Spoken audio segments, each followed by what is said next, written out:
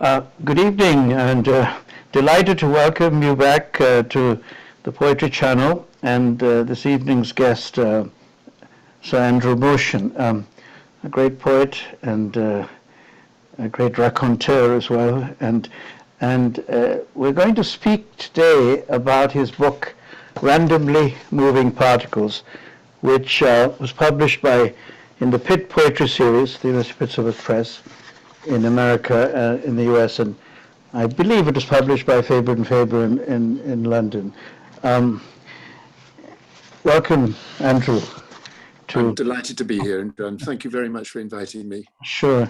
You know, I've been reading and rereading your book, and with a lot of pleasure and thank you. And a bit of alarm as well, and a bit of grief. To admit to you.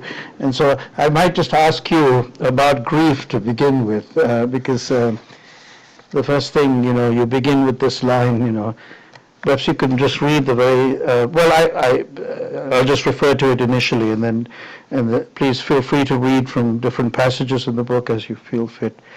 That Christmas I ran through fire in London, carrying my old father across my shoulders. My mother too, she followed.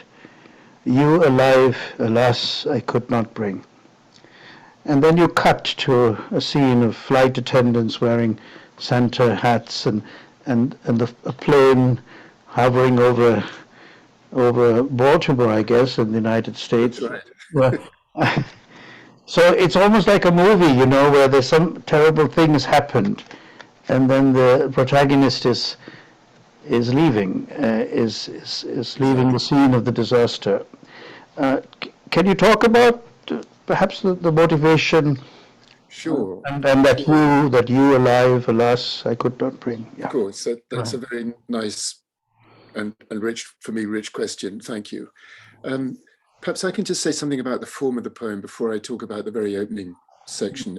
As you've implied, it's written in differently length bits, none of them very long, and all of them formally different, though I hope there's a sort of similarity in bonding effect tonally.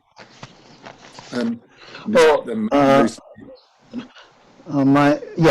apologies. So keep going. Mostly iambic lines, but variations on that do often occur. And what I wanted to do was to write a longish poem. I mean, what is a long poem in 2022? Is it the length of The Wasteland? Probably. I mean, if we were living in the Renaissance, it would be the length of The Fairy Queen, but that would be a different kind of long poem. But the idea of the long poem is a rather diminished thing, I think, purely in terms of length. And in this book, I wanted to experiment with different kinds of ways of telling a story. There are 2 long poems and 3 shorter poems as jam in that sandwich. The other longer poem, which we'll talk about less today, is written in a much more consecutively narrative kind of way. In that sense, a more sort of linear poem. But I wanted, in particular in this early poem, to write something which really had no aspirations to be a story in a coherent way, that was, as the title suggests, randomly moving particles, which if you look up dark matter on the internet is the kind of first phrase you discover as a description of dark matter. Proving, I hope, something that we all have in varying degrees in our minds, which is a sense of our lives existing in fragments, whether we're thinking about our life in the present moment or whether we're thinking about the retrieval of memories. They don't, at least they don't to me in any case, come in an orderly fashion. They leapfrog each other, they muddle up time, they scoot backwards and forwards, they jump sideways in a completely unpredictable way. And I wanted to write a poem which, in that sense, was structured like the movement of a mind behaving as minds do in that fragmentary way. So that was the project, as it were, formally speaking. Though of course it's almost physically impossible for a human being to write a poem in which some sort of narrative doesn't emerge. In the same way as it's probably impossible for a human being to write a picture or to paint a picture in which some kind of recognizable shape doesn't suggest itself to us. And I was conscious of 1 or 2 themes emerging as I wrote this poem.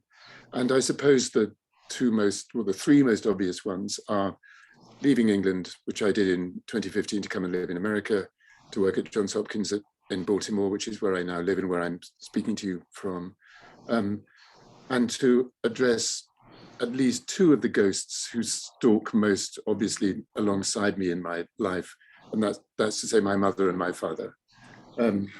Very loud motorbike is going past my window, not being driven by a poetry-loving rider. Right, yeah, I hear it a little bit, yeah, but stop now, go ahead. He's gone away now. What I wanted to do in this very early part, in this first part of the poem, was to invoke readers' memories of the scene in the Aeneid where Aeneas carries his father out of the flames of Troy, which has just been overthrown, to safety. Not that he lives very long, the father, but at least to carry him out of Troy. And trying to suggest I was going to carry my father somehow from England to America, but not being able to do that in any very realistic way because my father was already dead by the time I came here. And to suggest that my dead for a much longer time mother would in some sense follow him, but only as a spirit. She would not follow him alive. And then the poem cuts immediately to the plain over Baltimore, and then to the coming into land in Baltimore. And perhaps I can just read the first three parts of the poem to give people listening. Yes, that's a good, yeah, please go ahead, yeah. That Christmas I ran through fire in London, carrying my old father across my shoulders. My mother, too, she followed. You, alive, alas, I could not bring. Flight attendants wear Santa hats, Rudolph ears, and keep straight faces during the emergency drills. In the easy weeping that arrives with high altitude, grief is not too powerful a word. I grieve for you in the life left behind, the existence diminishing. I hear the cirrus I fly through crackle like dry clay, and planets squealing in their pivots in deep space. I set my watch 5 hours behind. Eventually, I sleep. The Maryland coast below my plane losing height, pleasure boats in the miniature expensive harbors bearing white teeth in green mouths dropped open, then suburbs working avenues into close-knit tweed, leaves all fallen, swimming pools glaring empty, is changing to was, bluntly reformed parts of speech, noun being ocean now, adjectives wide, and emails stacked in the thin air waiting for my phone to wake up as the facts of my life are occluded within my life. And so on, as I might say. Right. No. I mean, ideally, if we had the time, we would just hear the whole poem straight through, and then That's very nice of you to say. and then talk. But let's sort of read the poem and talk, and then read consecutive sections of the poem. This coming to America, then. So your mother and father then will come back throughout the poem. In one case, in a rather graphic sort of way. I mean, later on we can get to that. But tell me about why. Is it important that the coastline is, the state is Maryland, that it's Baltimore? I mean, was that a? I know you were coming for a job in a sense, but why Baltimore beyond, or was that the main motive, or was there some fascination with this place? Well, go ahead. There is a little bit of sort of context for this, which is to say that my wife, who was actually born in Korea and spent the first 20 odd years of her life in Korea, my wife and I met in America. She came to the US when she was 20 odd years old. So she'd been here for a good long time by the time I met her. And she very sweetly uprooted herself to come and live with me as a result of our having met here in London.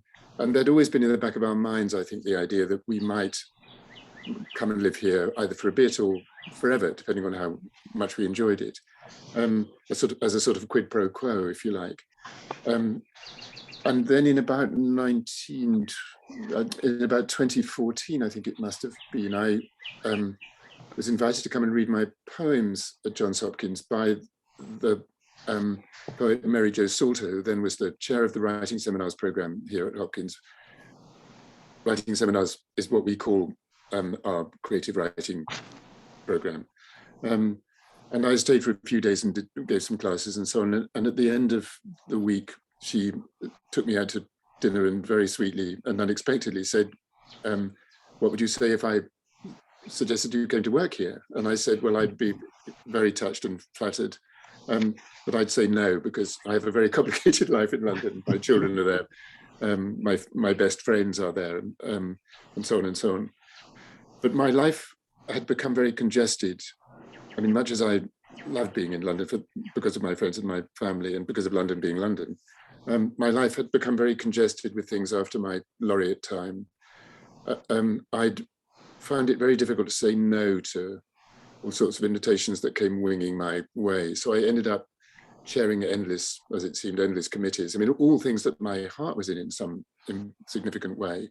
And addressing things that I cared about, environmental things and literary things as well, of course.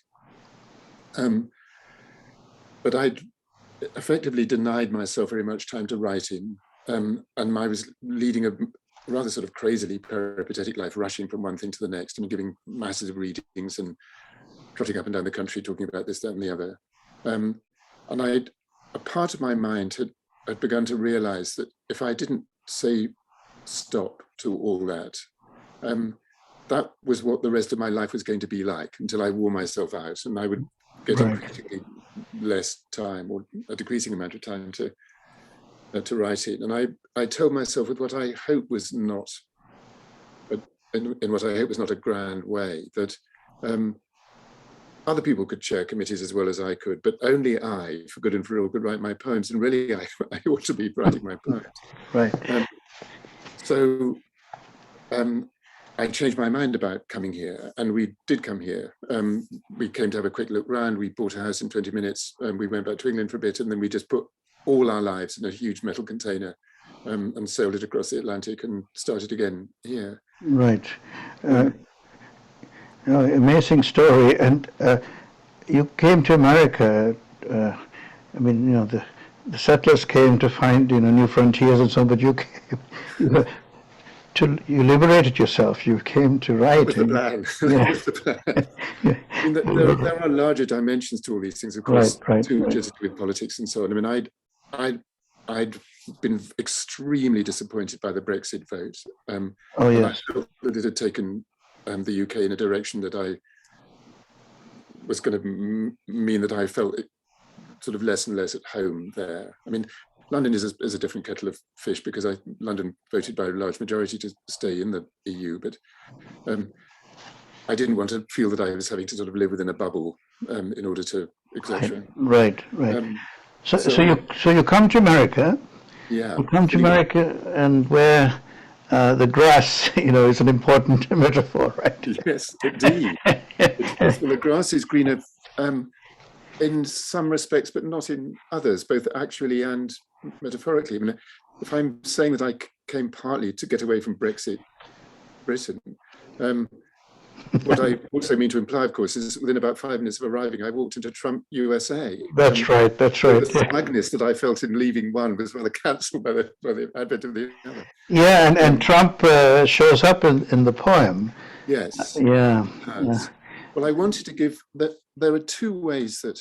So what we're saying, I think, about the poem is that I wanted to write a sort of fractured elegy for my mother and father, and ways in which I might keep them with me as ghosts. I also wanted to write a poem about voluntary exile, and hope that it would have something to say which coincided with or sat reasonably comfortably alongside the other many and excellent things being written about one of the great subjects of our time, the migration of people. Right. I mean, mine is a chosen and comfortable version of that, thank God. But I wouldn't presume for a moment to think that the feelings that I have about homesickness come anywhere near the feelings of homesickness that must occur to people who have been forced out of their homes. Nevertheless, I am living away from home, so or from the place that I originally and for a long time thought of as home. So there is that dimension to the poem. Yes. And to give it this, in two respects, a sort of larger compass, and thinking as I was about where people belong, about the movement of people, about space. I mean, how we occupy or do not occupy locations. I thought it would be interesting to weave through it some strands which had to do with the larger political look of the place, and also beyond that, outside that, as it were, as an envelope around it, another strand which was literally to do with the exploration of space. So there are quite a lot of space capsules whizzing in one direction or another. That's right. No, it's a wild ride you offer us. And but you know, it includes also the Baltimore. One of the funniest lines in the book. You know, Baltimore Department of Transportation. What the fuck, right? I mean, you land of all the places where you end in the potholes and the, Well, exactly. the broken road. Yeah.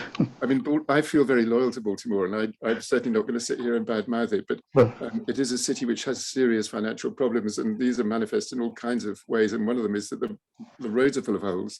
right, If you come from London, you're not used to that. right. I'll leave that point there. No, but so yes, as you mentioned, the poem also takes us into space, into the farthest sort of Earth-like planet, 10 times the size of Earth, Yes. the end of the universe. Later on, so there's a lot to discover in this poem. I mean, I hope so. it goes farther than the wasteland in the sense that because you literally go into space here. But Yes. that is a fair poem to look at and to read along with your poem, I think, because of the narrative sort of strategies that Eliot uses and what you do. I mean, that also is a sort of fractured poem with different. Indeed. And And I very, very happily admit to that resemblance, affiliation, whatever, though not in a way that is intended to make my poems seem on a level with The Wasteland, which in my view is one of the few greatest poems ever written in English. yeah. I fell in love with it the first time I read it, which was when I was a schoolboy. I read it very, very regularly. I can hardly say how much I admire early Eliot poems, up to sort of the mid 1920s. I mean, I admire him very much after that too, of course, but it's the early stuff that really does it for me. Proof of It is a fantastically good poem. The Wasteland is an absolutely marvelous poem, and of course does, I mean, as I hardly need to spell out, embody the spirit of high modernism to an extraordinary degree, and the fracturedness of its forms, the concatenation of its voices, the weaving in and out of things is profoundly part of that. One of the questions for me writing Randomly Moving Particles was how to write a poem in a sympathetic spirit without simply sort of going to stand in the shade of the wasteland. Right. And I think one of the ways to do that, I hoped, would be to invest it with themes that were not, or situations that were not ones that occurred very obviously anyway in the wasteland, and the whole space business was part of that. And science, right? I mean, the way you Yes. sort of, the way you. And I am genuinely interested in those things in a pretty ignorant way. I mean, at the moment, I'm tremendously excited about the James Webb Telescope. And actually, as it turns out, one of the things about working at Hopkins is that Hopkins has been, as people listening probably know better than I do, very closely associated with the Hubble telescope, and is now very closely associated with the James Watt telescope, which is going to revolutionize our idea of ourselves and our place in the universe. Would you like to read another passage, and then? Yes, I will. Let me find one yeah, that might speak to what we're talking about.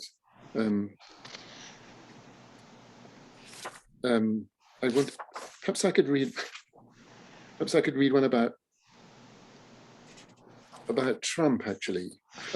if you like, yeah. Trump and space, in fact. Yeah, that would be good. I was just going to say it would be good to hear some of the Right. but just sort of following along, so that whoever is listening will. Yeah, but Yes, these are the last three.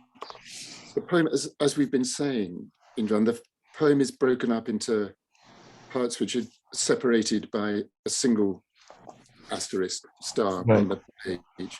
But periodically there are two stars on the page, which is my way of trying to indicate that there's a sort of longer separation between in fact, a separation into sections, effectively, of the poem. And this is the end of one of the sections. There's a you that appears in the poem, who is a sort of conglomeration of my beloved friends in London, and especially of my children, and especially my children, my daughter.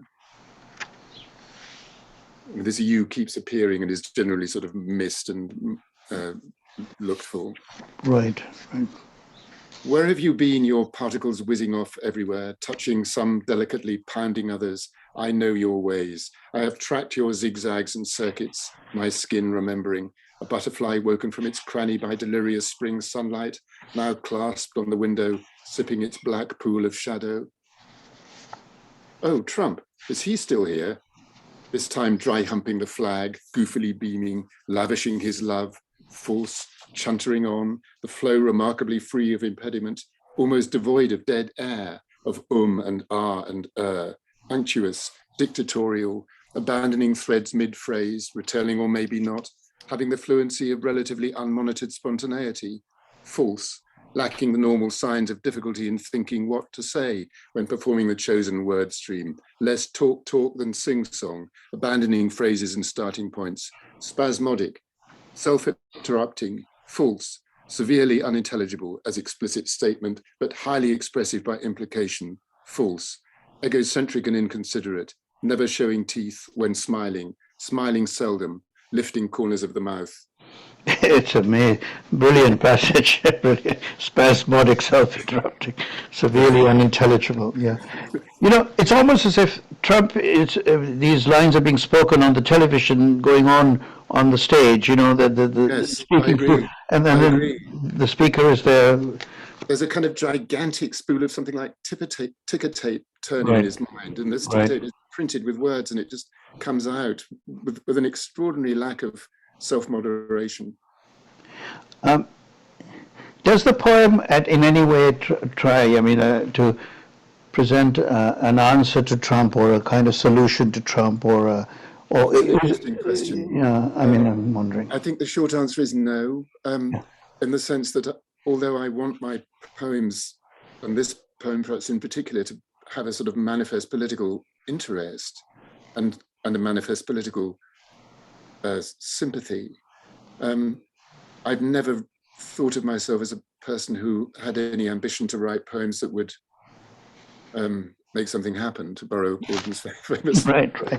Mainly because I think that the way in which poems make things happen isn't simply sort of not like that. I think the way in which I think poems can make things happen, I think, for instance, they can help us to crystallize a sense of the past in ways that then affect the future, insofar as our planning for the future and our movement in the future is predicated on our understanding of the past, which it isn't always, but right. It is. So if we think, for instance, about the 1930s and how we don't want to repeat some of the things that happened in the 1930s, our characterization of the 1930s is, whether we know it or not, profoundly informed by Auden. So in that sense, his poems make something happen. There is another way of thinking about that, of course, which is about that phrase, poetry makes nothing happen, which is to say, poetry makes nothing happen, oh good. It's a place to go and reflect in. It's a place where words like policy and so on have no traction. Right. It's a place to think in. Almost everything else in life wants us, or wants something to happen. And perhaps that's not the only way to live.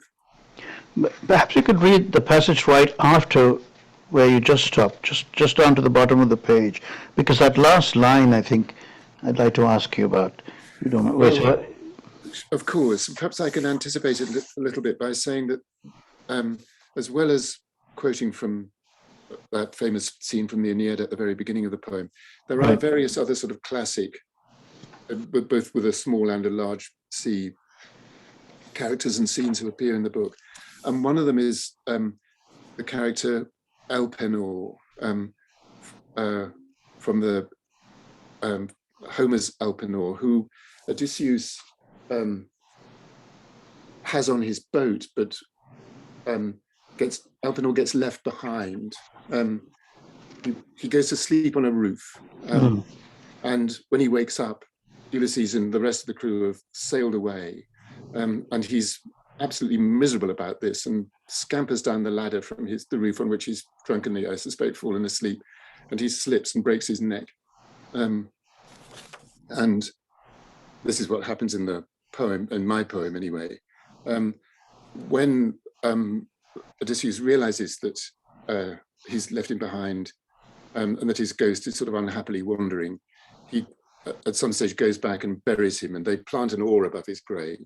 And that's the image that I was thinking of at the end of this bit. I'm not the first person to have written a poem about Elpenor, and in a way I'm not surprised about that. He's an intensely sympathetic figure. Right. Kind of figure in that great poem. I'm so glad you explained that to me, because I mean I haven't read the Odyssey in some time, but I had not remembered Elpenor, so it's all done and dusted in a couple of pages, but it's a brilliant little thing, isn't it? Right. So to what I extent? climb onto my roof. I'm sorry. No, please go ahead. Yeah, go ahead. Thank you. I climb onto my roof to count the stars and see beyond them gas nebulae, flaring like ideas that start before words and instantly die. Then I wake up and become Elpenor. It is past midday and the ships are gone. Come back, I shout, but there is no one. So I climb back down to the ground, but I miss my step on the ladder and break my neck. Now who will lay me out to rest in my immaculate armor? Now who will keep me from dreaming lives that can never be mine? These are the questions I put to the sand as it pours through the bones of my hand. Questions I put to the shade of the ore that grows in the earth above my head. Yeah, really, really beautiful. These are the questions I put to the sand as it pours through the bones of my hand. I mean, this, and yeah, to what extent do you identify with Elpenor, or is there a protagonist through the poem, and is that protagonist named, or one of his names, Elpenor? I think that's probably true. Yeah. I mean, I think that there's clearly some anxiety.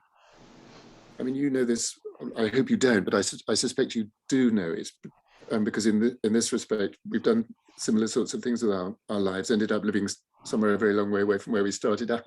Right.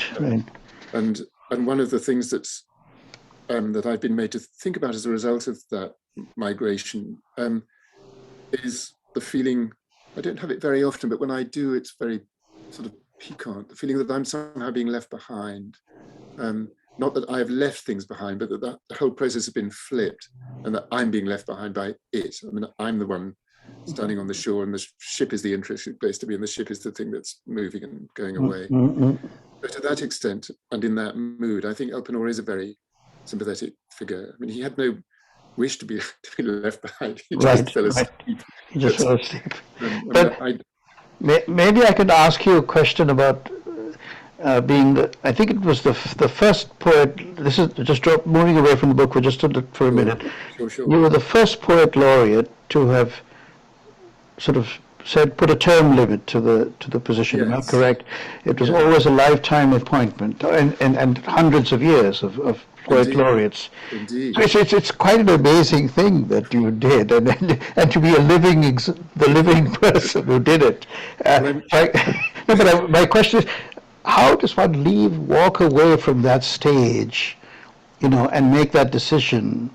And is that related then, in a way, to all of this, later on coming to America? Yes. I mean, Yes, you can speak about that a little bit. I think people might be fascinated to know. Well, that's very nice for you to ask. I mean, in a respectful of the position spirit, it does help to explain why I've ended up here. I think I was very, very honoured to be asked to do it. Some of the things that I was able to do with it, I mean, as a result of being it, I'm very proud of. In particular, setting up the with my friend Richard Carrington, setting up the Poetry Archive, which has turned into a durable thing, which is exactly what I hoped that it would do. It's, for those people who don't know, it is a website on which poets read their own work, and it has a lot of educational material attached to it. So it's turned out to be very much used in schools. I can't remember what the latest figures are, but every month over 250,000 people use the site, and so it's become a well-used thing. And it had always been my intention when I was appointed to leave a kind of rock in the road, so that people would say, what did Andrew do when he was laureate? Oh, well, he set up the Poetry Archive. So I was very pleased to do that. I was very interested, though it was exhausting, to spend as much time as I did going to schools. For the 10 years that I held the position in term time, I usually went to one or sometimes more than one school a week and talked about poems and tried to persuade children who, through no fault of their own, were finding poems difficult or irrelevant or whatever it is that they were finding them.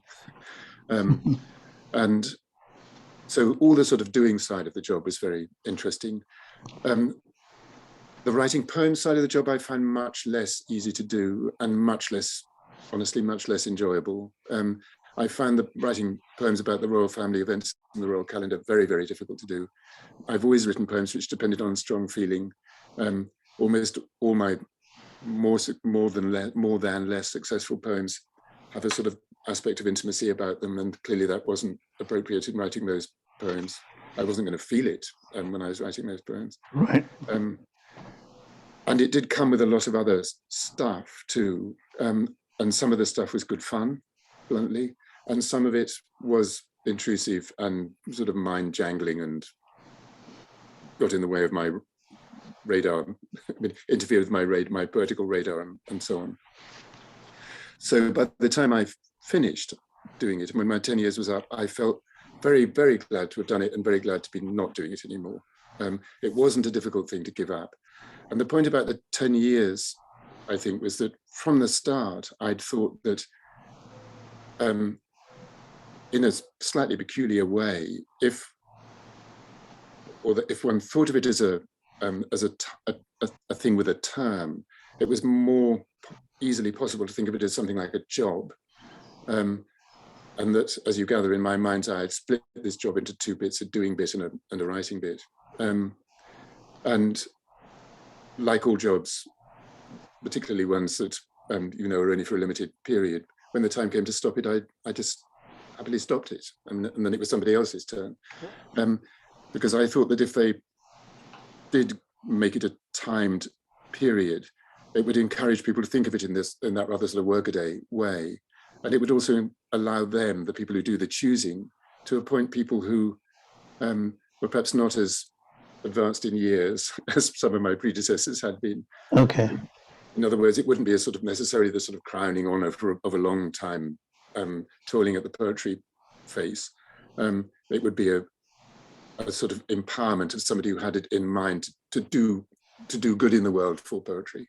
And that's how I try to interpret it. And it seems to be going that way, right, with your successors. So that's good. It seems to be. I mean, Caroline made a fantastic job of it. First woman. I think she should have done it when I did it, honestly, because it was so long overdue that it was a woman. Simon is making a very good job of it as well. And it's clearly, I mean, whatever state the monarchy is in, I think the Poet Laureate position is in pretty good nick. Right. Good.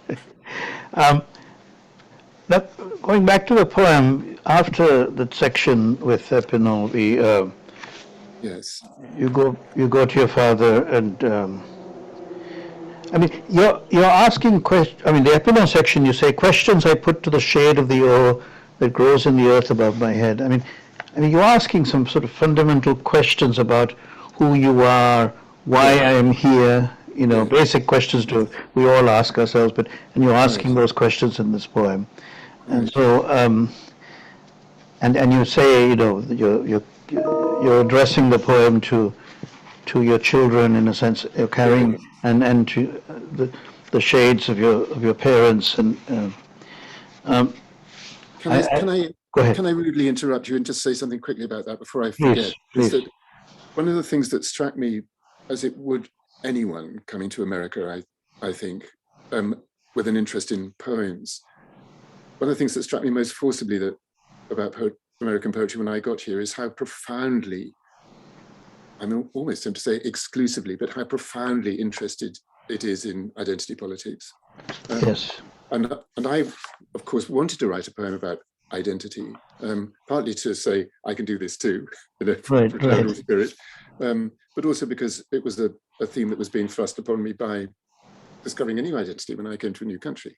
But I didn't want to do it in a very kind of on the nose way. So again, the idea of fragmentation here and of creating a kind of poetic mirror ball, if I can put it like that, in which different facets flashed up, apparently different but actually related themes, then if I could do that, then that might be an interesting way to approach the question.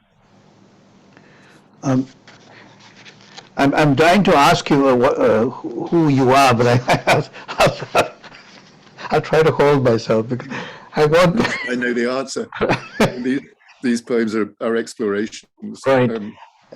These poems are as good as I can give of an answer, I think. Yeah, I mean they are art, because you don't sort of give it away in a sentence. I mean you do even though you could have distilled it into 2 sentences in the sense like Pound, with his 2-line poem. I mean, but you give us a material to contemplate. Like so looking at the painting and you're seeing it at different times of the day. You see different aspects, different facets of it, different moods that you're in. It speaks to you in different ways. Go ahead. Actually, the answer to your question about self has more to do with instability and, again, fragmentation than it does with any idea of coherence, I think, in my case. I don't mean to say that I'm sort of hopelessly fickle and all over the place. I just mean that the thing that I feel myself to be, the thing that my body-brain thinks it is, does flicker pretty consistently. I mean, it knows what it is, but it flickers. Right, but I would think the critic, or let's say someone reviewing the book, you have this sort of compulsion towards, or this is the thesis. I mean, there is some. Even though it's fragmented, you don't trust that. I mean, somehow it's fragmented, but there's a sort of a deeper order, or an underlying order. Yes, that's right. The order is fragmentation, and perhaps you can kind of at least see it. You can then begin to look for patterns in it, and so on, which is what the poem does. And actually, as part of that, I wanted, and we've talked about the very often iambic rhythm of the poem. Right. But the other thing that's perhaps worth mentioning that bears on this is that it does sort of move into and out of various rhyme schemes, none of them very complicated. But I mean, the couplet that you quoted a minute ago is a couplet, and there are other verse forms that are toyed with throughout. So like looking at sort of oil in water or something, the poem keeps changing its shape. Sometimes it has quite a formal shape, sometimes it's much looser. Yeah, I love that idea that it keeps like oil in water, and that it's changing its shape. Yeah, very good. Now let me turn to the passage where you actually mentioned the phrase randomly moving particles. You say dark matter of randomly moving particles, a god whose elements, ashen in silhouette, produce a scratchy melody that decorates my time in passing. If not the proof a god has left his engine running while he vanishes to look for something elsewhere he forgot. I love that idea. Yes, yes, that was. I'd actually been I was rereading a letter of Larkin's at some point. I was writing this little bit, and he was talking about somebody who, a talkative colleague of his at the university in Hull in this letter. Okay. It's in the selected letters, I think. Okay. Or maybe it's in a letter to Monica. And he says that this person just sort of left his mouth running and his spirit went away. And I thought, that's such a lovely idea. And I adapted it and used it. Very good, very good. Um, Let me just, and you know, and the poem is very contemporary. You talk about the spaceships and so on, but FaceTime is there, Hmm. and then I wanted to um, get all that stuff in. yeah, I mean, like you and everybody else, of I mean, perhaps I think I'm afraid to say I'm probably older than you, and so I don't wish to yoke you to my age. But for people of your vintage and mine, um, internet stuff is not as I shouldn't speak for you. I speak for myself. no, no, Is no, doctor, I'm not as sort of adroit with it all as my children are, or certainly not as adroit with it all as my students are. But it is part of my life, and especially since I use it a lot to communicate with my friends and children back in London, um, and that, and I wanted it to be there in a perfectly sort of natural way. And I'm often very struck reading novels in particular, more often I think when I'm reading novels than I am when I'm reading poems by people in their 20s, what a large part virtual reality in its various manifestations plays in their writing, much more so than in poems, I think. And so I was quite deliberately naming these things, just wanting them to kind of be there, right, right. for their own thingness. We've talked about fragmentation. We've talked about sort of this poem about existence and what is it, and then the answer is in the poem. I mean, there are lines that tell. And I'm thinking of towards the end, the last passages. Would you like to read anywhere from and sort of Sure. to the last line, maybe? I will. I will. The poem has I mean, I wanted for all this fragmentation that we've been speaking about, I did want it to have a most definitely dying fall. And if I could Right. manage it, I would like that dying fall to be audible through 2 or even 3 sections at the end of the poem. Remind me where the dying fall line comes originally from. Which poet? Shakespeare, I think. Shakespeare, of course. Um, um, Thank if you. you'll give me the Thank you. food of love, That's right. That's play it right. again. That music has a dying fall. That's right. Okay, so I'll read, though ironically, and I'm not sure how useful it is for people to know this, but actually I wrote quite a lot of the last parts of the poem first, as though I'd sort of seen where I wanted to get as though I'd seen the destination of the poem without yet having seen the journey I needed to make to arrive at it. Oh, that's a wonderful idea. Yeah, I Um, think it's very, very interesting. Yes, good. anyway, I'll read the last couple of pages. I live in a part of Baltimore called Fells Point, which some people listening may know, a little grid of red brick houses built in the 1780s, 90s, and early 1800s. And at the end of my road is the harbour, is the inner harbour, so I can see the water from my front step. And I'm writing almost every poem I write now has the harbour in it somewhere. I've become obsessed by it. And that's where it starts. I mean, well, it's where the first fragment is set, and then Right, right. I'll read the last 4 bits of the poem. Thanks. At the end of the harbour, sunset has caught fire, and ladders on light hinges drop from sky attics.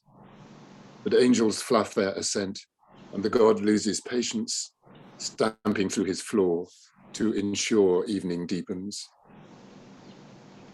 Beyond the ring road, a dinosaur fly past, a seagull, finding a thermal to wander the city, and across the further distance a freight train sings America's grace note and defining music. I am homesick for the future. I have torn up the foundations of my life and stand on them now, scouring the wall of the horizon, now staring into the bare tree outside my window, where dead branches in the crown gesticulate with stiff arthritic jabs, while others living sway. It is midday, meanwhile, and weak sunlight slaps down into the harbour, but mostly reflects back, into the sky, greasy but simplified. The bars open and first customers arrive. The cormorant passes. But a story with no story, how can that end well? If a diary, there is death. If correspondence, death. The moon wearing thin in her threadbare shawl. Bright instantiation of things incomplete, of life that remains unlived, the end in sight. Less and less the conviction of rounding out. More and more the sense of a widening sky. Rotation and fixity, bafflement, fear, the moon returning to show again the face I saw just now. I lie in the prow and look down. Water at this point in the harbour is so clear, I can easily imagine my fingers reaching to touch the gravel bed that lies below. This is the rim of the earth before the fall. My bow wave swells each and every pebble, where timid creatures sensing my approach burrow and wait for the threat I am to go. Oh, these are lines to be carved on a stone. Well, bless you. That's very sweet. Onto that harbour. Well, And I hope you'll keep flying out of there, don't I wanted in that very last phrase, of course, to remind readers of another strain which does run through the poem, and which you, I think, touched on in something you were talking about earlier, which is worry about the poor old planet. And to figure myself at the very end of the poem as, a significant part of the problem. Right. We all need to do. Yeah, the whole the theme about the end of the planet, which runs through, and then the search for other planets. I mean, you have the section where we're exploring.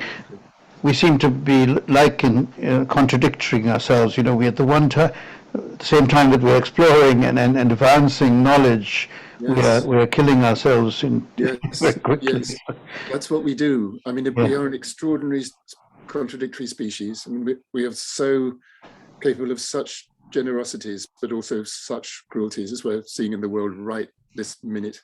That's right. And we're so ingenious, but also so stupid in not being able to see beyond the day after tomorrow. Or at least perhaps being able to see it, but not being willing to do anything about it. I have not read enough of the criticism of this poem, but this poem stands the tests of time, my tests of time, in any case. And I'm very touched to hear you say that. And this end in particular, the way you finish from the passage you just read from passages from at the end of the harbour on. And this wonderful word, instantiation, I couldn't figure out how to pronounce it, but now I know. And the moon wearing thin in a threadbare shawl is just lovely. A lot of lovely phrases, but I don't want beauty matters, doesn't it? Beauty matters. Beauty matters, yeah, which is sort of Yeats is also, I think, at the end of his life, how could I, that girl standing there, my attention fixed, the beauty. I mean, I don't mean as a sort of,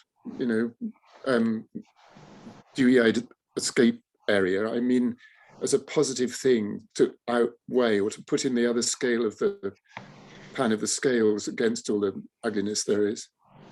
That's right. And then I'm thinking, going back to that minor character in the Odyssey, I mean, the timid creature, the person who's left behind. Right, exactly. Fascinating. Anyway. Each reading a richer one, and I really have read the poem over and over, and I haven't quite grasped it all, and that's part of the point, I think. It's a very nice thing to say. I hope. I mean, in the spirit in which you mean it, I hope that is true. I like less and less poems which, I enjoy less and less poems which present their findings in a way that suggests they can be exhausted. Right. If I can put it like that. I want to mix my metaphors. I want to make a box in which the top doesn't lock down tight, that people can keep sort of reopening it and Yeah. looking at it again. Yeah, that's wonderful. And I should say, I mean, we, I guess we won't have time today to talk about the other poems in the book, but I should say for listeners that there are three parts to the book. Randomly Moving Particles is the first part, and then in the second section, three fine poems: Rainfall, The White Bear, and What the Grass Says. And then in the third section, How Do the Dead Walk, which is divided into The Fire Pit, Under the Ground, Home Farm, and Charlie Alpha 7. So you can see sort of echoes of Eliot there as well, just in some of the titling and Absolutely. and that's interesting as well to read again the poem, Eliot's The Wasteland, and also maybe four quartets as well, along with these. So it's a book within a book within a book, and I think it's well worth your investment if you look for it. Randomly Moving Particles. But I don't know if I want to break the scoop, but you're working. I know you're on a very big book coming out next year. Perhaps you could just. Well, you're very nice. Yes. Well, I don't want to tire people's patience, so I'll just end perhaps by saying this, that for the first time in my life, as somebody employed by universities, I had a sabbatical 3 years ago. Was it now? Give or take. And my plan was to spend it writing a memoir. A few years ago, I published a book about my childhood called In the Blood, which ends when I'm 17, and it had always been in my mind that I might sort of tell the next bit of the story insofar as it is a story. So I sat down to write this thing, which is also in fragments, actually, in pieces. And pretty much as I opened the file to start writing it, COVID arrived. So I was already secluded, and then there was this larger seclusion around me. I felt like a Russian doll. Right. I mean, the one in the middle, sort of surrounded. Yes. And it was an extremely difficult book to write, and I made several sort of bosh shots at it, and then eventually settled on this fragmented form, which among other things allows me to leave out the things that I didn't want to write about, and to concentrate on the things that it turns out I do want to write about, which are mainly to do with writing poems, meeting poets, not so much living poets as dead poets. So there's quite a lot about Larkin in it, a little bit about Auden, and quite a lot about my laureate time and what I think about all that, and so on and so forth. And a bit about traveling, and it takes me up to Baltimore and ends here. And at the same time as I was writing that, Faber suggested that I did a new and selected poem. So I've also been working pretty hard on that, putting lots of things to one side, and writing quite a lot of new shorter poems to go in it as well. So there will be a new book within that book also. I mean, it won't show in the same way quite, but right. And as I say, they're going to do those two things together, which I'm very excited about. Excellent. And I can't resist but ask you, do any of the official poems that you wrote as Poet Laureate survive in that new No, they don't. Okay. The one poem about those walks of life that is in there is in the opening section, which is from all the books that a very rigorous selection from all the books I published in England. So it has a kind of English half and an American half. Okay. Is the poem that I wrote at the invitation of the Times about the death of Princess Diana. Okay. Which is 8 lines. And I think I found that poem easy to write because I wasn't Poet Laureate, because there was no burden of expectation. It was just a friend was the literary editor of the paper at the time, and he wrote to me and said, would I write it? And I wrote it. and I think it's okay, that one.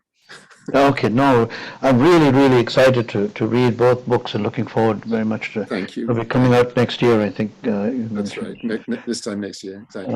But meanwhile, I invite everyone to look for randomly moving particles and to keep an eye out for readings that you might be giving. And thank you. That's very nice of you. Well, it's been a great pleasure talking to you, and I'm very touched by your attention to the poem. Thank you so much. Thank you, Andrew. Have a wonderful afternoon, and to all listeners, they will be listening at all times of the day. And yes, well, that's very well. My greetings to all of them. All right, and very much so to you. Thanks so much, sir. All the best. Take care. Have a good evening. Cheers. Bye bye.